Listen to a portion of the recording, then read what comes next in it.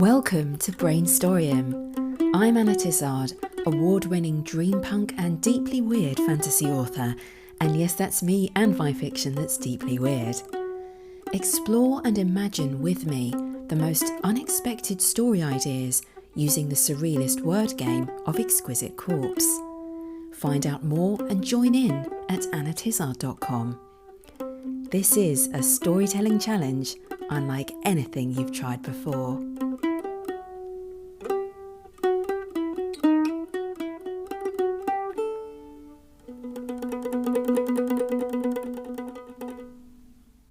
Hello, imaginative people. I'm Anna Tizard, and this is episode 89 of Brainstoryum. There's a feeling of change in the air. It's not quite the end of summer, but in Old Blighty we've had some long-awaited rain, and it's been a bit blowy. This is actually my favourite time of year, the crossover period between the end of summer and the very beginnings of autumn. In retrospect, I think that might have influenced the short story I wrote and read out in the last show, which I'll probably call The Shadow Harvest. It had an autumnal feel about it. And at the time, I was stuck in a heat wave, being bitten to death by mozzies, hiding indoors whilst glugging who knows how many pints of water. I'm not so good in the heat, shall we say. Sometimes all you can do is imagine your way out of a situation and just pretend it isn't what it is. Anyway, a sense of change, a sense of newness is stirring. And I finally got round to tidying my writing desk. Sort of. Just a bit. I have a disturbing number of A4 notepads which have built up over time. And it's starting to really put me off handwriting, like ever. I usually only handwrite things in their earliest stages, but still, I'd got to the point where I couldn't see my actual desk. Some pads just needed to be labelled up and put away. Others, I did manage to chuck some out, but it was difficult. Sometimes it was difficult recognising some of the things I'd written. Before bunging these notepads in the bin, I salvaged some of the more curious phrases I don't remember ever writing, including the day it rained upwards, whispers in a quiet suburbia, she lied, all in capitals with an exclamation mark. No idea who that was, but apparently I felt betrayed by this character. It opened an eye and lifted one of its heads. I also found the phrases the sniffable library, evil gnomes, and the power of cheese. No idea what I was thinking those days. It's almost like you're spying on another version of yourself. Thoughts you've had but don't remember having. Then a scribbled note. Creativity equals making shapes from the unknown. I quite like that. In the chaos, because when you tidy up, the irony is that you often have to create a lot more mess before you can reach some kind of new order, a moment of serendipity. I accidentally tore off the corner of a really tea-stained, crumpled page. And yes, I am that messy. And I discovered the raggedy edge had the word edge written on it and nothing else. It's almost like it was meant to be, in a weird way. To handwrite or not to handwrite? That is the question. In some ways, it becomes a sort of void I'm throwing thoughts into, potentially, because not all of them get picked up. Once I start typing on my laptop, ideas start to morph and change and become something different than what they started out as. You pick up on one or two ideas, and as you type and transfer onto your laptop or computer, they start to sprout in whole new directions, with the rest of the original ideas you scribbled down potentially getting lost and forgotten. Will I ever write about evil gnomes? Will I ever really know the power of cheese? Perhaps not in the way that I'd originally envisaged. Those moments have passed and become lost in time. Does it matter? Probably not, as a thrown away or forgotten idea will end up being a sort of invisible mental compost to sink down into your unconscious mind and hopefully nourish whatever sprouts next at some point in the future. But it is a weird and messy process, and I think I just need to get better at labelling stuff and chucking stuff out. Also, the initial brainstorms I do for very early ideas, I should just score a line through the page when I'm finished with them, so it'll be much easier for me to make quick, confident decisions in future. Oh yes, that's okay to throw out. And so I don't need to trawl through all these piles of pads trying to work out, what was I thinking? Let me know what you think about handwriting versus typing. Does either one of these processes give you more of a creative or inspirational edge? I'd love to hear from you on this topic, especially if you have any tips on staying organised and preventing loss of material through, well, sheer chaos like my desk tends to be. Get in touch and let me know your thoughts. From the compost of forgotten ideas to new stirrings, new shoots emerging. But first, before we dip into the socks of destiny, I must share with you my talented listeners' responses to a writing prompt that cropped up in the last show.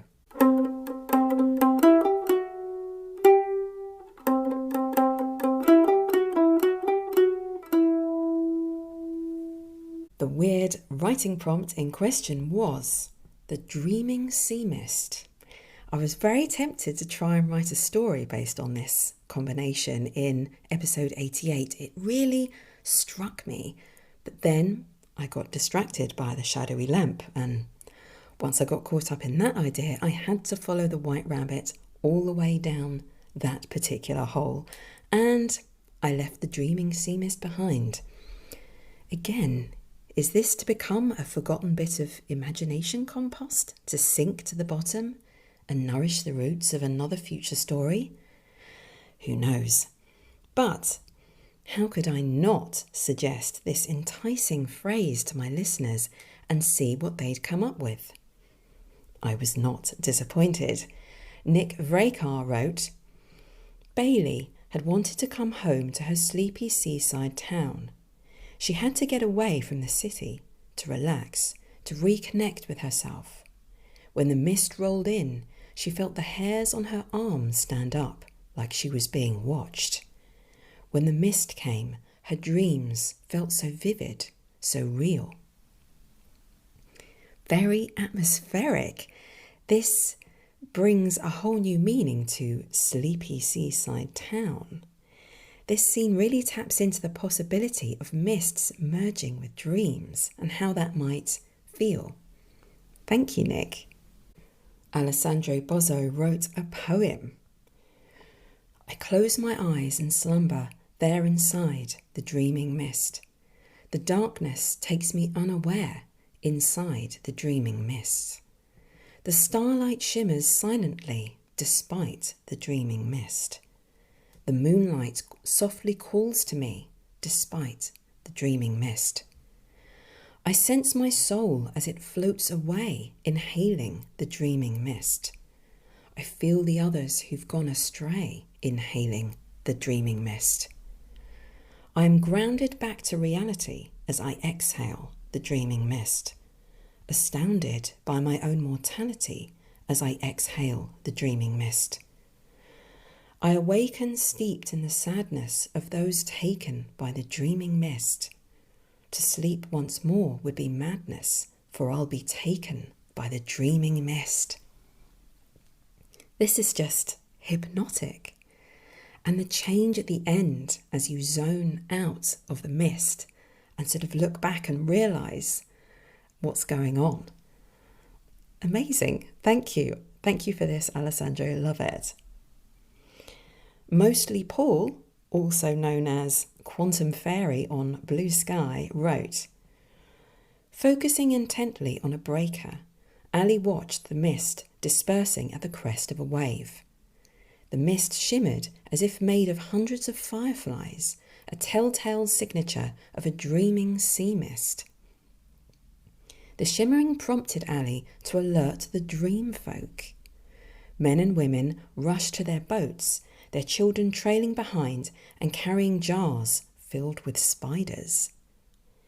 While the men rowed toward the salty haze, the women spun nets from spider silk to capture the dreams in the webs before the mist returned to the sea and its dreams lost to the depths." Now this one has some really curious world building going on. Spider silk to catch dreams? And I'm intrigued by these dream folk. When you first mentioned jars, I wondered if they would be used to store the dreams. But the spiders, Again, a strange and striking idea unfolding about dreams being kind of a real fabric. It's so dreampunk. Thank you, Mostly Paul. And finally, Dale Tudge, known as Dale Tudge Humor on Bsky, for good reason, wrote, "When I look out upon the misty sea, I get misty myself, recalling my time aboard the sailing steamship, the Sea Mist. When I was a boy, I dreamed of becoming a sailor or seaman, and become one I did, aboard the aforementioned ship I just mentioned before. Course, the sea mist was so thick round the sea mist that I never rightly knew whether she was sail or steam, a detail I missed entirely. Now I miss the sea, and I miss the sea mist more, but less so the mist from said sea. The same mist I might have mentioned, I said I'd mentioned before." This is just bonkers. Thank you so much, Dale Tudge. I'm crying slightly, so thank you for your crazy humour. Now, if I can wipe my tears, thank you everyone for your fantastic ideas, both atmospheric and sort of spooky and insanely humorous. What a range of ideas. This is why I do this. I just love the huge range of ideas that different people will come up with. Anyway, I think it may be time to reach into the socks of destiny.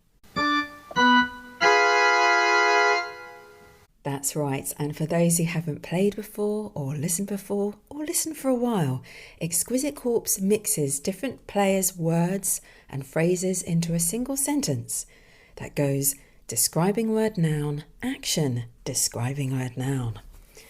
And so I am reaching into the describing word sock to find our first word, which is from Mariah. Dreadful.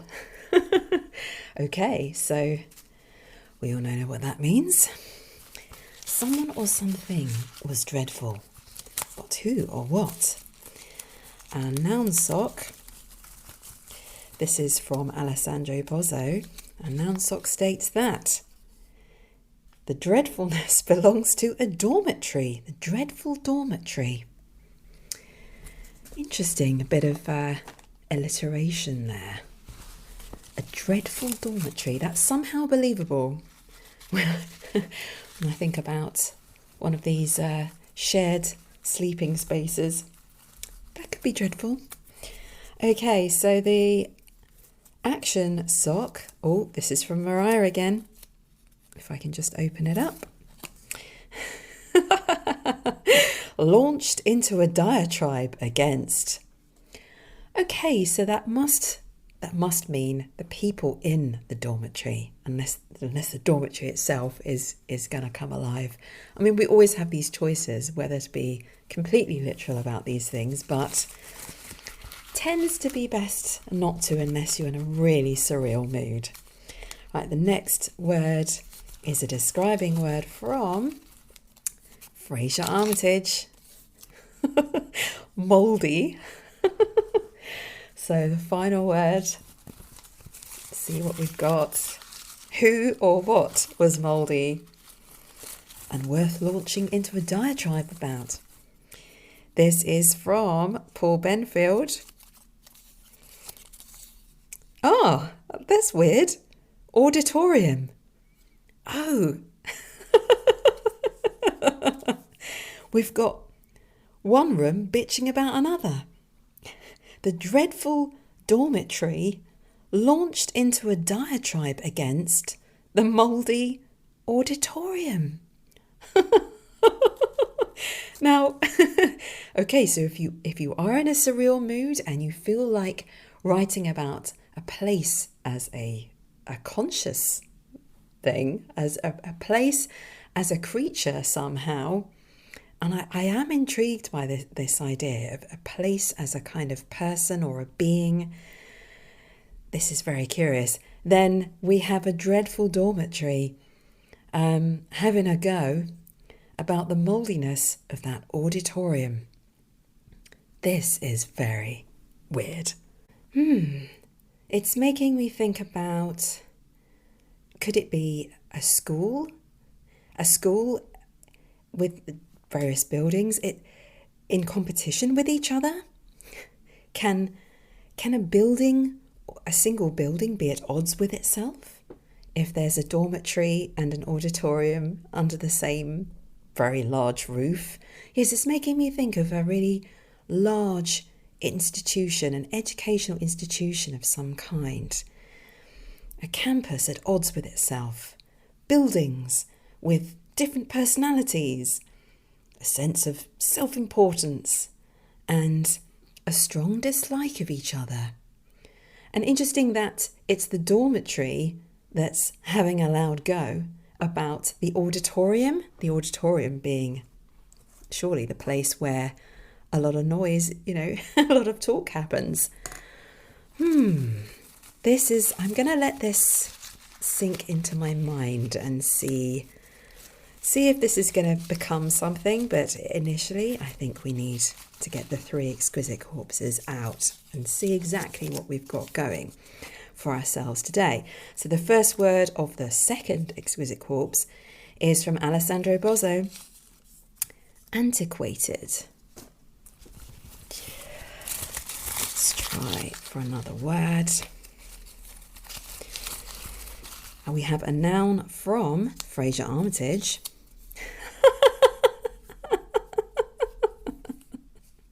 Ice cream. The antiquated ice cream. This is very funny actually, because I happen to know Fraser Armitage, the sci-fi author, is obsessed with ice cream. But antiquated ice cream? It's just... Oh, and in the previous exquisite corpse we had something that was mouldy. Does ice cream get mouldy? Or just generally icky when it's old? I don't know. Okay, so moving on swiftly to our action. This is from Wendy. Fenced in. So just the image of an ice cream fencing in anything is truly ridiculous. The next word is from Rachel. Buzzing. Okay. It's making me think about bees or some creature that might be fenced in. I'm not sure about the ice cream though. Let's see. If anyone can be fenced in by ice cream, it's Fraser Armitage. Trapped by his own ice cream urges. Okay, so this is from Mostly Paul, also known as Quantum Fairy on Blue Sky. Welcome to the game, Mostly Paul. diner. Ooh, a buzzing diner. So the entire Exquisite Corpse is the antiquated ice cream fenced in the buzzing diner. Ooh, I'm intrigued by buzzing diner, but I think I need some green tea before I take this any further. And I'm sure this must be brewed. Just give that a stir.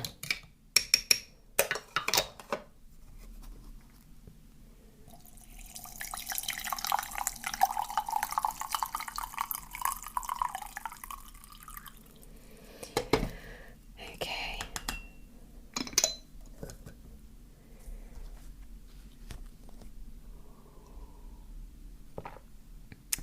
Right. The antiquated ice cream, it's a very old ice cream, fenced in the buzzing diner. Unless the antiquated ice cream is something to do with a company producing ice cream. We've got loads of boxes, old boxes of ice cream, and this is the only physical, literal way I can imagine ice cream fencing in anything. But what they're fencing in is a buzzing diner. It sounds like, to me, a desperate attempt to corner or corral, fence in some sort of creature or weird presence that is in this diner. Could it be a giant bee? Or something else, something more ethereal that's difficult to pin down? And how come whoever it is who's presumably working at the diner or owns the diner or has otherwise been called out to deal with this bizarre infestation or haunting, perhaps it might be suspected, all they've got are these old boxes of ice cream. Do you know what? That actually makes a little bit of sense. Kind of a strange sense, but it's potentially the beginning of something. I think I will just dive into the socks for our final Exquisite Corpse, and then it'll be time to use the pause button and decide what I'm going to use to write a story or scene from. So our first word is from Alessandro Bozzo. Lush. Okay. Makes me think of tropical plants. Next word is from Mariah. Spy. A lush spy. Can a plant be a spy? I like that idea. That's, yeah. The action is from, who's this? This is from Abra of Stories and Stanza podcast. Perfected the craft of. Now that is an interesting action. Perfected the craft of. Okay, so we're looking for some kind of occupation, hobby. I mean, who knows what we'll get. Our describing word is from Paul Benfield. Vexed. Vexed. Yes, I'm going to try some vexed knitting today.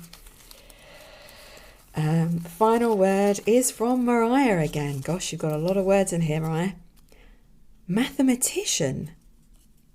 What? Okay, so the entire Exquisite Corpse is the lush spy perfected the craft of the vexed mathematician. Well, I would say, I mean, if maths can be described as a craft, I don't know, but I would say that maths is a mysterious craft to me. A craft that requires precision. I really do not like numbers at all. I feel they are the enemy of a wordsmith, but I know that's not necessarily true. It's just me.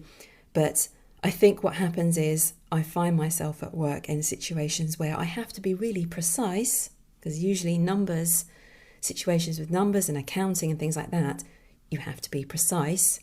In a situation where that's not possible, you're dealing with wild estimates and things like that, I shan't go there. But this is what vexes me about maths, because if we're talking about a vexed mathematician, it's maybe me half an hour ago, I don't know. But the idea of a spy, another character, the lush spy perfected the craft of the vexed mathematician. It's the idea of another character, someone who primarily wants to watch someone in probably suspicious circumstances. There's some kind of suspicion there, otherwise why would they spy on them?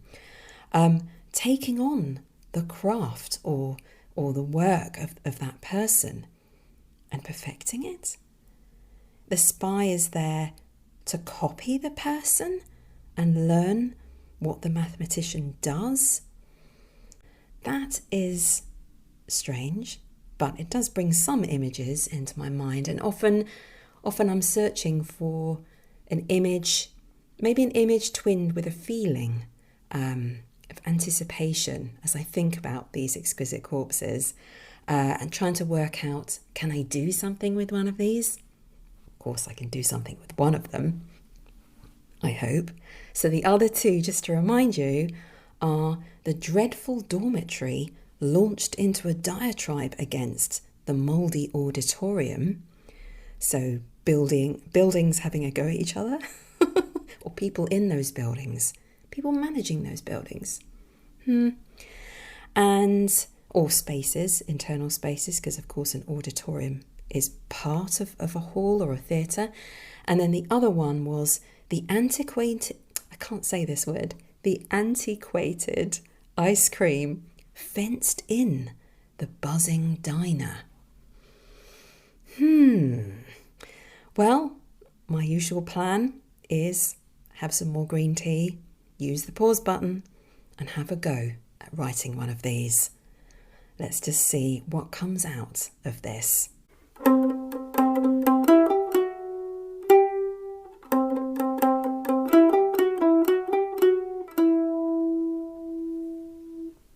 The voice came deep and loud, and from everywhere at once. I know why you're here, and you'll never get rid of it. Mel stiffened where she lay. A minute ago, the worst thing about this dormitory was the knuckle of bed springs digging into her spine, while the candles flickered in anticipation. But now, the thing had spoken. By far the worst thing was staying in position, lying rigid when every nerve in her body screamed, "Jump up!" Mel glanced down. The nun nodded from her position on the floor, cross-legged on a cushion. Her black habit sunk so deep into the darkness that she was almost invisible. But Mel saw the finger that went to her lips and the tiny nod. Let the voice speak, Sister Marianne had warned her as she'd gathered candles and a torch and a second bracelet of prayer beads, which Mel slipped on with reluctant gratefulness. After all, she was hardly religious material. A property developer looking to turn this long-abandoned, sprawling campus of a boarding school into luxury housing, she'd realised from the long list of failed attempts to do so that something was amiss. Just not quite as amiss as this. The candles wavered where the nun had set them at intervals around the bed, as if to ward off the presence that shouted into the dusty tunnel of empty beds. Never get rid of it. Mel cringed, willing time to unwind itself so she could go back and listen to the nun's warnings properly this time and decide not to come here, to just give up. The voice must wear itself out, Sister Marianne had urged, while Mel marvelled at the speed of the old woman, hurrying ahead on buckled arthritic legs, her habit spilling behind her. If you were to have any chance of expelling it or the other issue in the assembly hall, then you must wait and listen. Patience is a virtue. She twisted round to smile at Mel. Courage in the face of the unknown. The other issue in the assembly hall, yes, that's where it had all begun. The blue-black mould that kept creeping back, no matter how many times it was wiped off, sprayed, chemically treated, with no sign of moisture as its source. But now, prostrate on this bed, which would surely whine with the slightest movement, it wasn't patience that held Mel in place. It was absolute terror. Terror that froze the breath in her lungs while her heart hammered on regardless in her chest, in her ears. The voice was everywhere. It seemed more physical than the metal base of the bed, than the greasy-looking walls, than the stone-cold floor. Dirty, despicable creatures, messing up the place with their mud-caked shoes, their sticky little fingers. Then those old women, they think they're kind, but their stern faces could melt candle wax, sweeping about the dormitory as if the hems of their habits might clean it up. Nothing can make this place clean. Through the adrenaline tremors that threatened to creak the bed springs, Mel squeezed her eyes shut and tried to process these words logically. It was just as the sister said. First, a rant about the children. Next, the nuns. How long before it moved on to the thing inside the assembly hall? The thing, Mel muttered between a juddering jaw. She caught herself, biting her tongue to stop, her mouth so dry she couldn't even swallow. The voice stopped. The pause grew and swelled like a balloon. Its thoughts thumbing the darkness, a presence seeking, scouring the room, as if more keenly aware of Mel now and trying to work out what to do with her. The thing in the auditorium. It leaned down and whispered, close and urgent, as if the sound might reach down Mel's collar. Words crawled over her skin like little legs pattering down her neck. The thing in the auditorium. Yes, that is a monstrosity indeed. How it infects the place. It was a bad day those spores entered the auditorium. Inwardly squirming against the closeness of the voice, Mel scrambled against the pressing terror to grasp at these shreds of information. Spores? And why did it say auditorium rather than just assembly hall? Was this a clue as to where the root cause lay? Somewhere in the seating area rather than the podium itself? Not that that narrowed things down very much.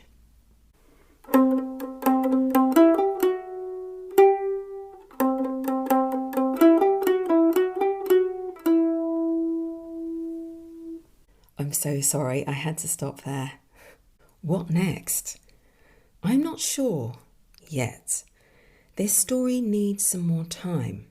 Mel needs more time to work things out if she can, with that voice breathing down her neck. But suffice to say, this is how the dreadful dormitory launched into a diatribe against the mouldy auditorium. The question may be, how badly does Mel want to get rid of this mysterious mould from the auditorium so that she can make a nice tidy sum from developing the haunted boarding school into a housing complex? And what is this mould? What about the voice too? It struck me as odd, quite unusual, that there are two ghosts here and one is bitching about the other. Mel actually needs the one, at least for a little while, to give her clues as to how to get rid of the other. But then what? Can she really hope to exorcise both? So many questions, but these are all ways in to the rest of the story. It's partly the not knowing and the wanting to know that pulls me further into this story. Just like when I'm reading someone else's story, it's often the mystery that crooks its finger at me, and that's why I have to follow. Now, It only remains for me to decide which word combination from today's Exquisite Corpses I should suggest to you for your ideas. There were some pretty strange ones today, including a lush spy and a vexed mathematician. But I feel more intrigued by the buzzing diner. I nearly had a go at writing that one, so it feels like an unexplored avenue to me, and I'd like to know what you'd make of it. What would cause a diner, or something inside a diner, to buzz? Are we talking an electrical fault that no one can seem to fix? Or an infestation? Or something more mysterious, sinister? You know what to do. Hit the contact button at annatizard.com and send me a paragraph or a poem before next Friday. I can't wait to hear from you. But before I go, let me leave you with one last phrase I came across during my notepad clear out, scribbled sideways in a margin, in case this gets you in the mood for inspiration. To deliberately dwell in stillness and let the deep waters of your mind grow quiet, you can hear so much more, even if you only manage it for a few minutes. The silence is full of mysteries. Until next time, go forth and be inspired. I hope you enjoyed today's Brainstorium. You can find out more about Exquisite Corpse and my series, The Book of Exquisite Corpse, at annatizard.com. Subscribe to my e-newsletter and you'll get Volume 1 for free. And while you're there, why not submit a few words to the Socks of Destiny on my play page? You may inspire me or inspire yourself to write a unique new story. See you next time.